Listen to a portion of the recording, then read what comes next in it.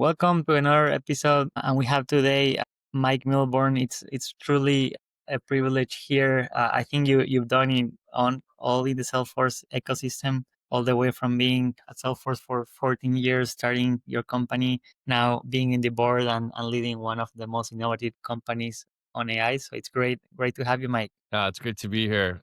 Happy holidays. Happy holidays. So why, for people that don't know about your background, how would you describe your background in the ecosystem? I know I did a very short intro, but how do you introduce yourself to people that don't know who you are? Yeah. So I've had an amazing, lucky, fortunate, and just kind of a fun career so far. And I feel like I'm just getting started. I started my career in the call center world, and I was building, designing, and implementing call centers. And 25 years ago, 30 years ago, that was not very cool. And I did that for a few years, and then Salesforce called in 2004, and it wasn't like Salesforce calling today. Nobody knew who Salesforce was, and I was lucky enough to join in '04, and we built what became the Service Cloud, and I ran that for a number of years, and ended up being a chief customer officer. So I've spent basically since the last 20 years in the Salesforce ecosystem, both at Salesforce and with a couple of their really important partners. Love it, love it. And for people that we have a lot of, I mean, our audience is mainly people from the Salesforce ecosystem, but can you maybe tell what it's like being uh, at a C level at a company like Salesforce? What's been like the growth, like all those years? What is like being close to like Mark Benioff? Anything you Yeah. like to share about your time at the mothership? So I think that the one of the things that I cherish and then keep back is the attention to the customer and how passionate Mark was, and I think will be about the end customer. And it seems like every year I remember another event where we were in front of a customer and something happens, and there's the attention and focus to detail. So with all the hours in the day and the meetings and the travel and the endless things to do, just like, are you customer obsessed? Are you customer focused? That's kind of a generic one, but a good one, like a really easy way also to think about it is like, do you have the right priorities? And I think a lot of people in the ecosystem kind of know what the V2 mom is, but if you've owned a piece of the V2 mom and think about your own company's priorities, do you have the right priorities, and does everyone in the company know that? And what I would say as a former executive of Salesforce is Mark does a tremendous job of getting everyone in line on what the priorities are, and does everyone know about them? And that means that the whole company can move at a incredible speed and rate. And I think that's why you're seeing Agentforce sort of take off in year two. Yeah, I think starting next year will be year two for Agentforce. Is the entire engineering, product, go to market, pricing, packaging, partner ecosystem. Everybody is now on the same page, and that's really one of the magic powers of Salesforce. Absolutely. And in terms of that role, the chief customer officer, I assume you were that voice of the customer, really kind of driving what's important. But how do you maybe tie that to ROI, and how do you connect what the customer wants and then what the company needs to deliver today, and how do you tie it together? Well, I think getting on paper what a company wants through the amount of change that's going on, that in itself is hard. So if I think maybe to like 2016, 17, or 18, I probably traveled around the world, almost monthly, visiting some of our top customers, executives in every geo and every region. What are your priorities? What do you care about? What are your priorities? What do you care about? And bring that information back to the Salesforce teams. If sales is the art of getting the customer on board with what you want to do, or you on board with the customer, then you've got to build trust. And in order to build trust, you've got to give trust. And so there's no better way than to be in front of the executives where they are earning and earning their trust. So I think it starts with that. And then matching up the deals and matching up the ROI and TCO is actually relatively easy. What is your problem? How big is the problem? Can it be solved technically? And how do you value it? Once you actually understand those, and I think ROI and TCO becomes almost a non-event. Absolutely. How do you think the ecosystem has shifted from your time to where it is today? I think some of the criticism out there is that maybe Ohana early sentiment is fading away a little. What's your assessment of that in particular?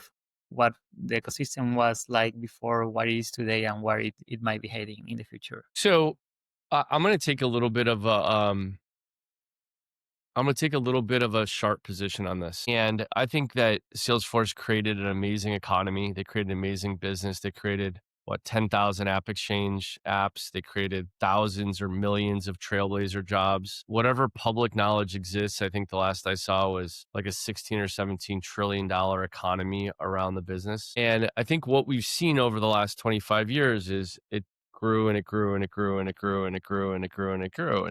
And everyone liked that growth. And I think now as Salesforce settles into middle age, or not, I'm not making fun of it. I'm just saying as it settles into a 25-year-old company, it has to do different things. It has different needs. It has different wants. It has different operational rigor. And so the way to interact with Salesforce has just changed, but the opportunity is still there.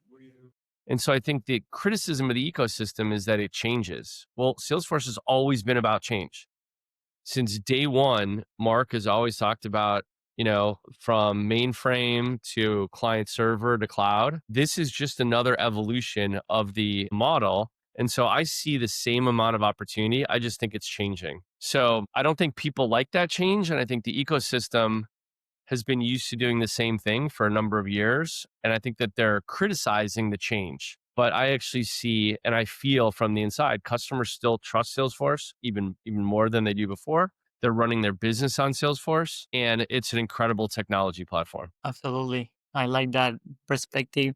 In terms of your journey, how has it been for you being at a company that it's publicly traded, everyone knows, having a C-level role to what you've done after I think you started companies, you've been in board of companies, now you're in at Swanside where you're in the board leading go to market. So how's that transition been when I assume maybe it's not the case, people are coming to you and opening doors versus now you're having to knock on doors and really try to pave your way? How's that journey been so far? You got to carry your own bag, right?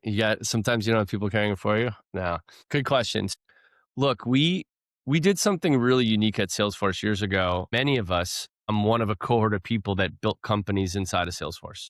What I was able to be a part of was Service Cloud. What my friend Rob Acker was able to do in non-for-profit cloud. So many of us built companies and built businesses inside of Salesforce. We learned so much, and we learned not only how to network, we learned how to build products, we learned how to do go-to-market, pricing, packaging. We learned how to talk to analysts. We learned how to deal with the most extraordinary customer situations. We learned how to deal with trust and outages and everything on the good spectrum and a lot of things on the bad spectrum. And so now using that experience on the outside is a different skill. There's mentorship involved, there's hiring, there's growth, there's teaching a whole new cohort of folks how to navigate the enterprise. And so I think that it's, in a way, it's fulfilling a piece of, or maybe it's returning back to something that I had a lot of joy and fulfillment doing, which was, starting, building, and being part of the growth of one of the largest companies in Salesforce's history, Service Cloud. Now we're just doing it again. It just happens to be on the outside, but we're working with, in some cases, the same partners. We're working with the same admins, the same executives. So getting a chance to do it on the inside and outside, there's a lot of similarities. And it's just kind of a continuation of all the learnings and the evolution that I was fortunate enough to be part of. Love it. And today, is most of your time spent at Swanside, or how do you spend most of your time nowadays? Yeah. So look, Swanside is an amazing company. Taylor Lint, the founder and CEO, founded Swanside over 4 years ago. And if you close your eyes and think about 4 years ago, you didn't know what GPT was. You weren't saying AI in every meeting, and AI was not dominating the news cycle. And Taylor started Swanside with the backing of Menlo Ventures to go and build a purpose-built company to change the way Salesforce is owned. Saying it in the fall or winter of 2025 sounds normal. Saying it in 2021, 22, nobody knew what she was doing. It was completely disruptive. So I had the fortune to meet her again through Menlo Ventures. And this journey to build this company is just another incredible journey, just an incredible opportunity. Our customers, our partners, our prospects are learning about prompt engineering. They're learning about how to change the relationship between systems and technology.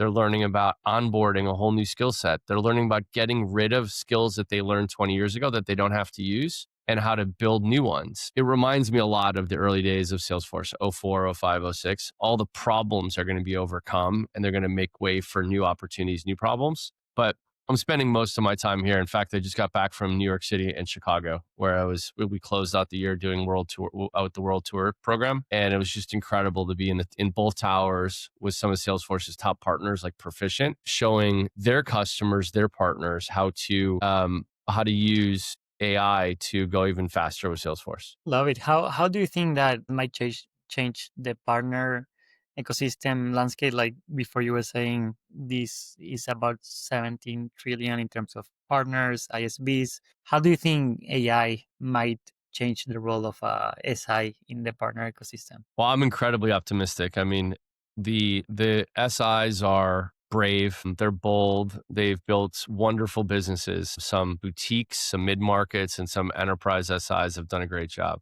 I think AI is going to allow them to automate pieces of their business that are just not that fun or can be done with technology. Things like auto documentation and help finding things in Salesforce. These sort of like things can free up your brain and mind and task lists to go do other higher value items. And so I think that the smart SIs or the leaders in the SI categories have already moved. It's why we're so proud to talk about our relationship with Proficient. Yusuf Tayab came out of a 25-year career at Accenture. He's running Proficient. One of the first things we did was partner together. And he did that directly so that he could change and automate and use AI to change the way Salesforce is owned and operated. And so I think what I spent my last 2 weeks, as I mentioned, in New York City and Chicago, talking with SIs of all sizes about how to do to the ecosystem what Yusuf is already leading the way in doing with Proficient. Love it. And how do you think that might shape up in terms of, is it gonna be like a winner take all? There are other tools like Habo, Munox. I mean, we have Swanside. I mean, there might be others that are complementary. You can use Gemini. So where do you see the market converging on this kind of tech stack? Great question. We spend a lot of time on this question. I think that the what's happening is that the best in breed software designed for Salesforce and designed for Salesforce customers and Salesforce SIs, I think that they're going to win. And I love what the guys at Hubble are doing with org scanning, org health, and really paying attention to that. And we're a strong partner with those guys. I don't know when this is going to air, but you're going to see a Munox announcement between Swanside and Munox as well. We just wrapped up our partnership meetings with those guys. And what Robert, Glenn, and team are doing is absolutely fantastic. And so I think we've been on the inside and we've figured out how to help and how to navigate. And the commonality is there's a people coefficient, there's a relationship that is deeper than AI. There's a human over the loop, or a human in the loop is kind of the term that people are throwing around. But I see a Hubble, a Swanside, a Munox all playing together and all partnering together to change the way Salesforce is owned. I think the public models, I think you can do some of the things with them, but they're never going to know the org context. They're never going to be inside the org. They're never going to know, like, are you going to call Google on a Saturday afternoon or Sunday afternoon to try and get help? No, but are you going to be able to get help from people that understand the dynamics of red accounts? And so I think if you add up the amount of experience between between the companies you just mentioned, Swanside, Hubble, and Munox, there's like 100 or 200 years of Salesforce experience. I don't think the public models are going to replace that. And I think I agree there. To me, like the 800-pound gorilla is a lot of people saying AI might kill like SaaS on top of that. So what's your view there? I see this in two camps. I think companies like Salesforce that they specialize something that is go-to-market sales. It makes sense for them to be leading like agents on that, where companies might want to build agents that are more niche and specific to them. What's your view on like AI killing SaaS? Do you agree, disagree? Like, what's your take there? So we've been really fortunate. We've actually had a couple instances where people have used Swanside to attempt to replicate what's in Salesforce. And if you think about that from that angle, what we found is that you might be able to piece together what's in Salesforce, but is your board Are your investors? Are you going to generate value for those people? And that answer is currently no. So could you piece together some version of Sales Cloud or piece together some version of Service Cloud with a bunch of open source tools or a bunch of AI tools? Yeah, you can probably even make it kind of look like a functioning system. But when you think about investors and customers and accountability and trust, those systems are not there yet. And so until those AI systems can replace Salesforce and the trust coefficient, I think there might be some pricing rationalization as Salesforce moves into the consumption model. How do they translate agentic value to seat value? I think that's going to rationalize some, but we don't see any private equity companies or any venture companies moving off Salesforce right now. It's simply a trustable, reliable tool that generates value creation. Absolutely. In your view, when do you think we're gonna start to see, if we ever gonna see agents really being agents in what it's described? And to me, when I think of an agent, is Yeah. today we have call centers, we have people answering those calls. In the future, we may have a call center agent taking that over, and we haven't seen the headlines of that happening yet. Is that ever gonna happen? When it's gonna happen? How do we get there? And what happens, how do we retrain the people that maybe those jobs are not needed any longer? I think it's starting to happen. I mean, one of the things that I've been lucky enough, I started my career in service, right? I built call centers, service cloud, et cetera. So your question is near and dear to me. I also sit on the advisory board of a company called Replicant, and it's a conversational AI company designed to answer some of the toughest phone calls and challenging customer support issues and answer those with AI. Well, look, voice is still one of the number one channels. People want to call, they want to talk to somebody, they want to trust it. And AI is making some fantastic advances to be able to support those. So I've seen instances where I know Replicant has replaced some good tier one or frontline agents. Salesforce publicly announced that they were able to move a bunch of agents to Agentforce, which is all fantastic supporting this. So right now, I think it's situational. I think as more and more development effort and more data and more consulting goes into driving that, I think we're going to be able to replace those high volume, high frequency transactions. Then we're going to build up the trust to be able to slowly automate a lot more of those positions. So it's already happening in the field, and there's some great examples out there. Yeah, that's how I think about it. I think what threw us through a loop a little bit was chat. I think a lot of people really thought that chatbots were going to replace humans. And so they have sort of a post traumatic stress over it. This is different. We're in the early stages of full automation. I think we need to use chatbots as like a IVR 2.0. It was the evolution of a technology that stopped. Now it's time to bring on a new way of thinking about it. It's going to be okay with AI. Love it. And if today you're advising someone entering the Salesforce ecosystem in a small SI, what would you advise them in terms of how they should differentiate themselves, what tools they should use, how to stand out in a crowded market? Do you think there's still room to differentiate starting in the ecosystem today? Great question. So, one of the things that I think is one of the reasons why I knew I wanted to join Swanside was that I did a tour with Taylor before I joined full time. And we talked to a bunch of customers and partners. And one of the partners was like a 5 or 10 person shop out of San Diego. And they were young and they were hungry and they were using tools that we'd never heard of. And so it reminded me of 25 years ago or 10 years ago when the ecosystem grows, a bunch of entrepreneurs jump out and they have a better way to do things. And so what's happening in the field right now is there's some big customers or big partners, medium-sized partners, and some boutiques. Just below the boutiques, a whole new generation of partners are starting, and they're built from AI tooling. They're doing things faster, easier, and simpler than you can even believe. So that's happening. As I consult and advise SIs and ISVs alone, I think back to some of the advice that I got from like Alex Dayon and Brett Queener, two of the legendary chief product officers at Salesforce. What are your differentiations, and can anyone else say those? So are you going to really compete on expertise anymore? I'm pretty sure that there's 5,000 partners that all say that they're great at doing Sales Cloud, Service Cloud, et cetera. So what is your competitive advantage? If it's not time, it's not expertise, and it's not money. Is it industry knowledge? Is it some very deep parochial knowledge you have on a subject matter that nobody else has? That could be different. Is it your use of toolings? Is it your artifacts? We saw the other day somebody that was gonna do gold master documentation. That's pretty cool. They're gonna leave next generation AI documentation behind because they know Salesforce changes so much. So I would really challenge a hard conversation about differentiation and make sure that it wasn't just really smart people doing really good things. You got to be more different than that. Love it. And here on closing, we're almost on time. What are you the most excited about the future?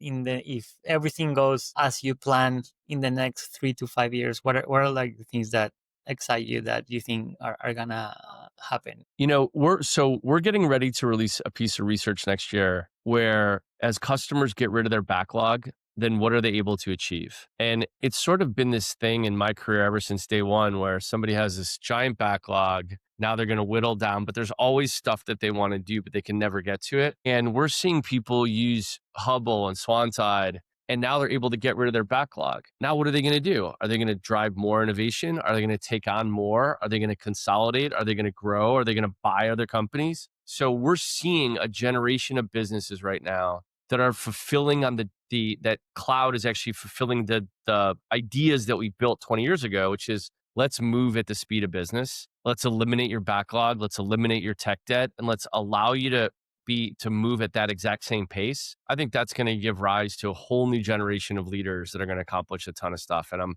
I'm starting to see those leaders. Like we published a story about Barracuda Networks. Barracuda went from this company that a wonderful company that had a bunch of tech debt and a bunch of problems. They're innovated. Now they're able to move and grow really fast. So I think that those leaders are going to take advantage of technology and do some amazing things. Love it, love it. It's been a great conversation, Mike. How can people learn more about what you're doing or get in touch with you or someone at your team? Yeah. Well, thanks for having me. First of all, great to reconnect. And as we wrap up, happy holidays to you and congratulations to you. Real simple. So our marketing department is still pretty small. You can go to my LinkedIn, Mike Milburn at LinkedIn. And from LinkedIn, you can just contact me any one of the various forms. My email is also mike@swanside.com. And any one of those forms, as you know, I'm an easy and fast responder. Love it. Absolutely. This was a great talk, Mike. Thank you for your time and happy holidays to you as well. Happy holidays. Good to see you. We'll see you Bye. next year. But cheers.